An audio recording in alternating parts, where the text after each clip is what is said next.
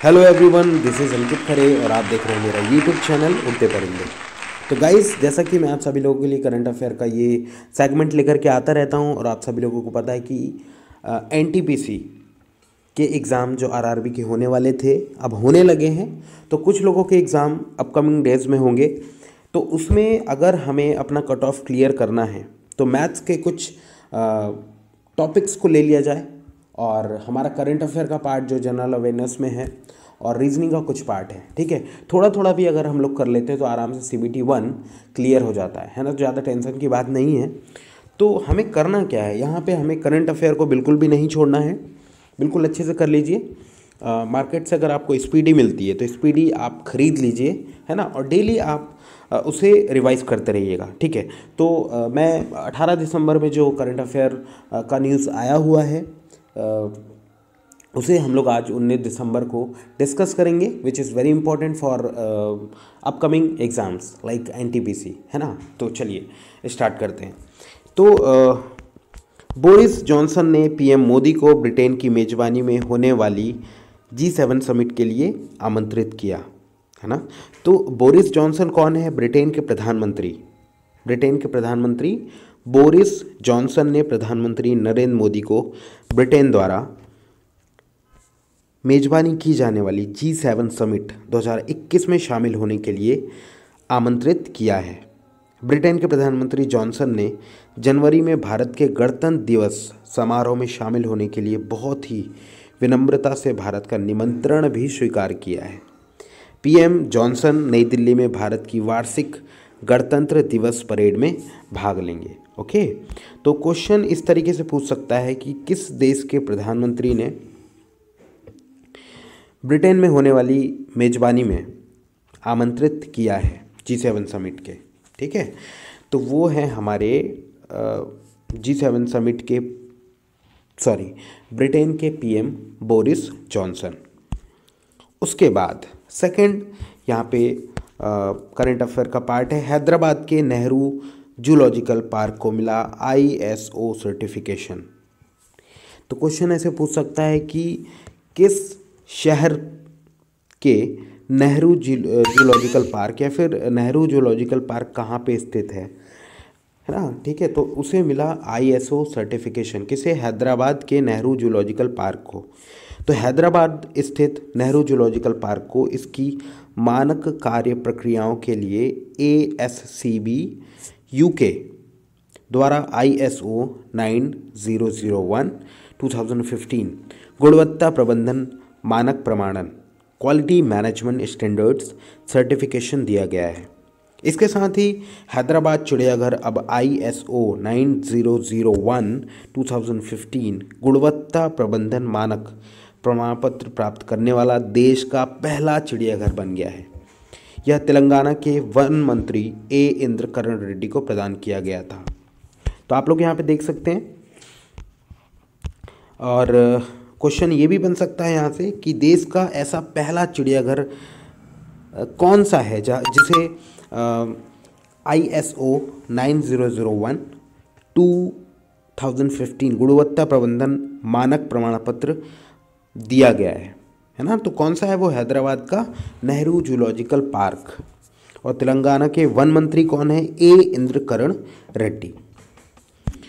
उसके बाद HYM अंतर्राष्ट्रीय प्रमाण पत्र ASCB UK द्वारा मान्यता प्राप्त हाल ही में ISO 9001 2015 प्रमाण पत्र के लिए चिड़ियाघर का मूल्यांकन किया गया और स्वच्छता, खाद्य प्रसंस्करण, पशु प्रजनन, जू अस्पताल, पशु देखभाल, स्वच्छता, रख रखाव और व्यवस्था के क्षेत्र में नेहरू प्राणी उद्यान में पालन किए जा रहे मानकों में संतुष्टि और खुशी व्यक्त की।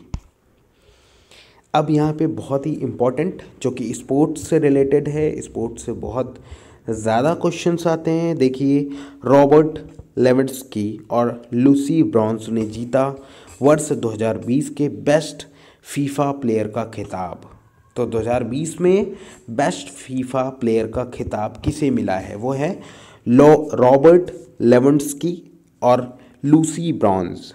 तो best FIFA player 2020 Bayern Munich के स्ट्राइकर रॉबर्ट लेवेंडस्की ने पिछले साल के विजेता लियोनेल मेस्सी और क्रिस्टियानो रोनाल्डो को हराकर बेस्ट फीफा मेंस प्लेयर 2020 का खिताब जीता है।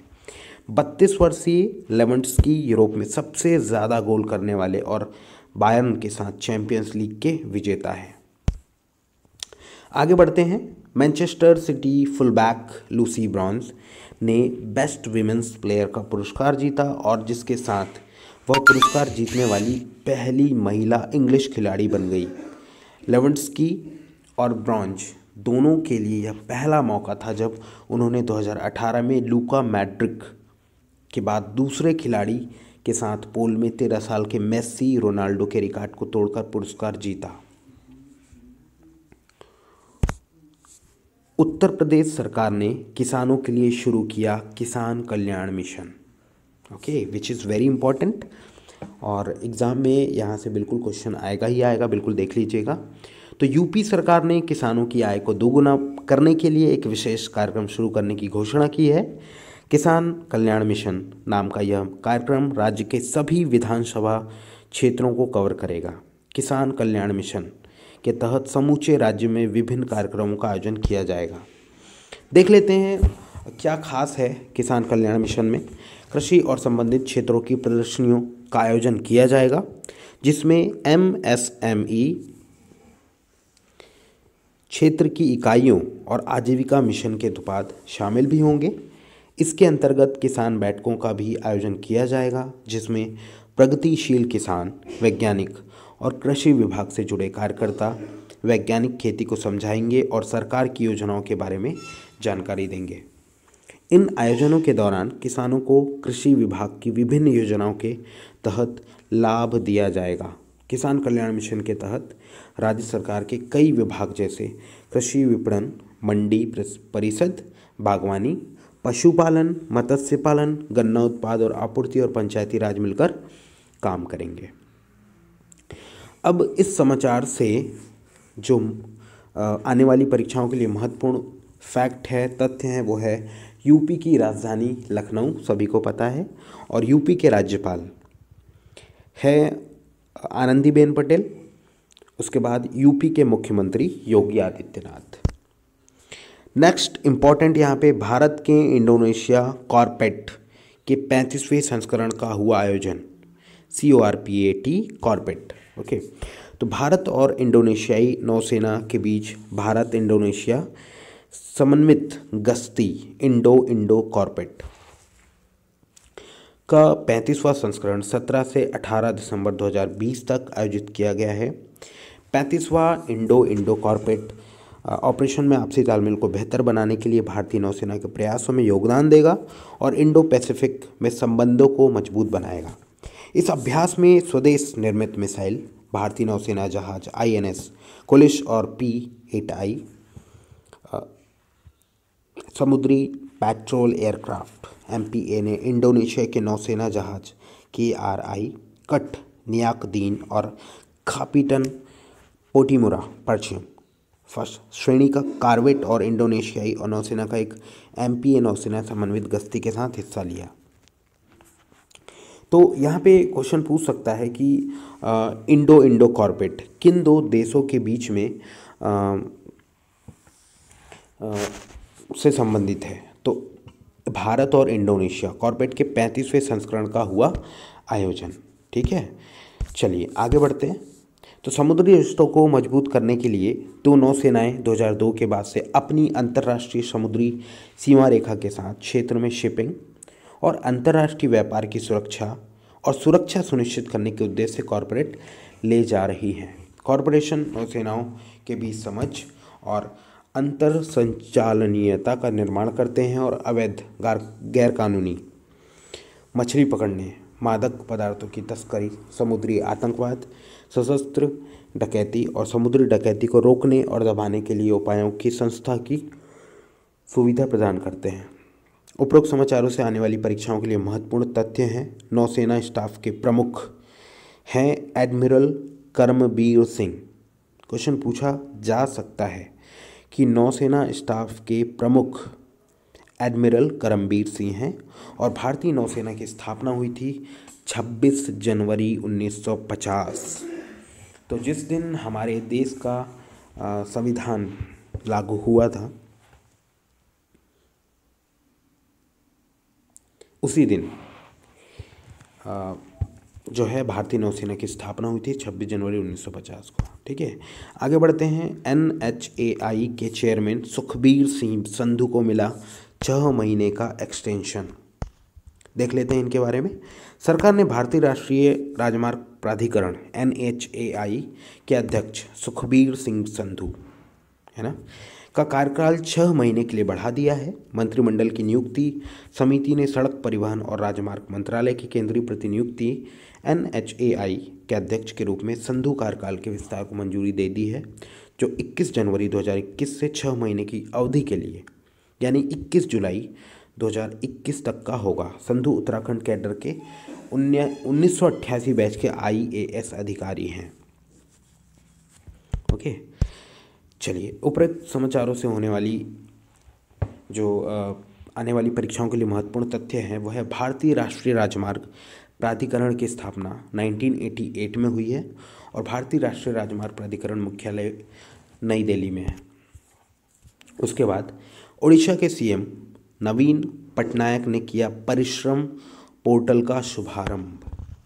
कौन से पोर्टल का शुभारंभ किया? ओडिशा के CM ने परिश्रम पोर्टल।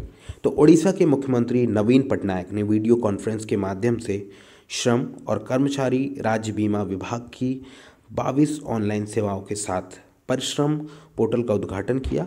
ये पोर्टल और ऑनलाइन सेवाएं ईज़ ऑफ डूइंग बिजनेस यानी कारोबार को आसान बनाने में सहायक होंगी और राज्य के औद्योगिक विकास में महत्वपूर्ण भूमिका निभाएंगी।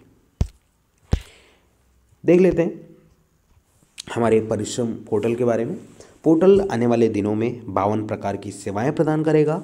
यह तकनीक 5T पहल की नींव है और इससे परिवर्तन लाने में मदद मिलेगी। साथ ही उम्मीद जताई गई है कि इससे विभिन्न श्रम कानूनों के बारे में जानकारी उपलब्ध होगी और पोर्टल के माध्यम से उद्योगों, वाणिज्यिक संगठनों, छोटे उद्यमियों और आम लोगों को लाभ मिलेगा।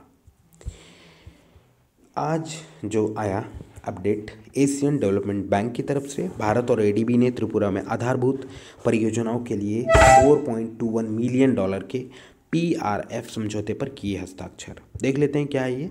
भारत सरकार और एशियाई विकास बैंक ने त्रिपुरा में शहरी सुविधाओं में सुधार और पर्यटन क्षेत्र के लिए मूलभूत सुविधाएं विकसित करने के लिए परियोजनाओं की तैयारी के लिए $4.21 मिलियन की प्रोजेक्ट रेडीनेस फाइनेंसिंग PRF के समझौते पर हस्ताक्षर किए हैं। यह भारत के पूर्वोत्तर क्षेत्र के किसी राज्य में ADB द्वारा समझौता की गई पहली परियोजना है। तो PRF के बारे में हम लोग देख लेते हैं। Readiness financing, project readiness financing, यह परियोजना त्रिपुरा सरकार की शहरी सेवाओं और पर्यटन बुनियादी ढांचे में सुधार की प्राथमिकताओं का समर्थन करेगी, जो आर्थिक विकास को बढ़ावा देने में मदद करेगी। इस परियोजना का उद्देश्य व्यवहार्यता के जरिए विस्तृत अध्ययन करने, विस्तृत इंजीनियरिंग डिजाइन तैयार करने, राज्य सरकार की एजेंसियों की क्षमता विकसित करने जिससे कि पर्यावरण को नुकसान नहीं पहुंचे और आपदा झेलने में सक्षम हो। तो गाइज, ये हुआ हमारे आज का करंट अफेयर। तो इससे रिलेटेड वन लाइनर MCQs के फॉर्म में भी करंट अफेयर के क्वेश्चंस आते हैं। तो आप बहुत सारे ऑनलाइन प्लेटफॉर्म हैं, वहाँ पर जाकर के आप टेस्ट सीरीज़ को लगा सकते हैं जो करंट अफेयर से रिलेटेड होते हैं, तब आपको इसका सही फ़ायदा मिलेगा। देखते हैं, कोशिश करते हैं कि इससे हम एक MCQs क्वेश्चंस बनाएं। जितने मैंने आज करंट अफेयर के क्वेश्चन कराए हैं तो जल्दी से मैं अपडेट करूँगा। ओके, तो आज के लिए मोटिवेशनल कोट है, यदि किसी काम को करने में डर लगे, यदि किसी काम को करने में डर लगे तो याद रखना यह संकेत है कि आपका काम वाकई में बहादुरी से भरा हुआ है। तो आफ्टर कोविड-19 2019 में फॉर्म निकला था और उसके बाद अभी 2020 में दिसंबर जनवरी में एग्ज़ाम्स हो रहे हैं। ठीक है, तो वाकई बहुत सारे लोग सिलेबस भी भूल गए रहे होंगे और कई लोगों की प्रैक्टिस भी छूट गई होगी। उम्मीद लोगों ने छोड़ दिया था, बट फिर से वो एक हिम्मत का कदम बढ़ा रहे हैं। तो यही कहना होगा कि अगर आपको एनटीपीसी का एग्ज़ाम देने में थोड़ा सा डर लग रहा है तो वाकई ये बहुत बहादुरी का काम है और बहादुरी का काम करना ही चाहिए। ओके, तो बहुत सारी शुभकामनाओं के साथ मैं आप सभी से विदा लेता हूँ। मिलते हैं अगले वीडियो में। अगर पसंद आए तो प्लीज़ इसे शेयर, लाइक, सब्सक्राइब जरूर कीजिएगा। Thank you so much.